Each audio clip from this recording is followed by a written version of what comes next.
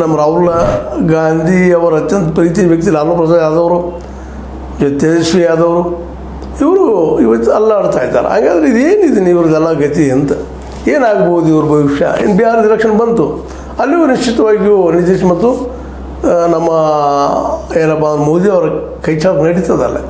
ಈಗಾಗಲೇ ಇವ್ರು ಹೇಳ್ತಾ ಇರ್ತಾರೆ ಇಂಡಿಯಾ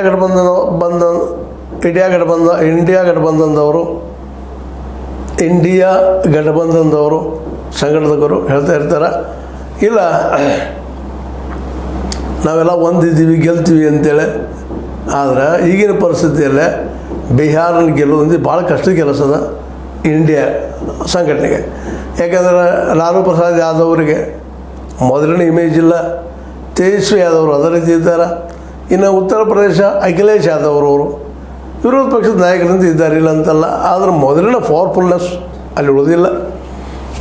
ಮೊದಲಿತ್ತು MY ಅಂದರೆ ಮುಸ್ಲಿಮ್ಸ್ ಮತ್ತು ಯಾದವ್ರು ಕೂಡಿದ್ರೆ ಗೆಲ್ತಾರೋ ಅಂತೇಳಿ. ಇವತ್ತು ಅದು ನಿಧಾನಕ್ಕೆ ಫೇಲ್ಯೂರ್ ಆಗ್ಲಿಕ್ಕತ್ತದ. ಹೀಗಾಗಿ ಈ ಇಂಡಿಯಾ ಗಠಬಂಧನದ ಸಂಘಟನೆ ಇದೇನಾಗಿದೆಪ್ಪ ಅಂದರೆ ವೀಕ್ ಆಗಿದೆ. ಇನ್ನು ಮುಂದೆ ಇವ್ರ ಭವಿಷ್ಯ ಏನು ಅಂತೆಲ್ಲ ಪ್ರಾದೇಶಿಕ ಪಕ್ಷಗಳು ಇವೆಲ್ಲ.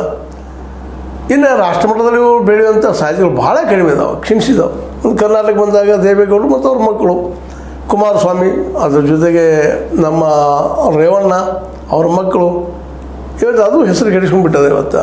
ಹೀಗಾಗಿ ರಾಷ್ಟ್ರಮಟ್ಟದಲ್ಲಿ ಈಗ ನೇರಾನೇರವಾಗಿ BJP ಮತ್ತು ಕಾಂಗ್ರೆಸ್ ಮಧ್ಯದಲ್ಲಿ ತಿಕ್ಕಾಟ ನಡೆದುಬಿಟ್ಟದ.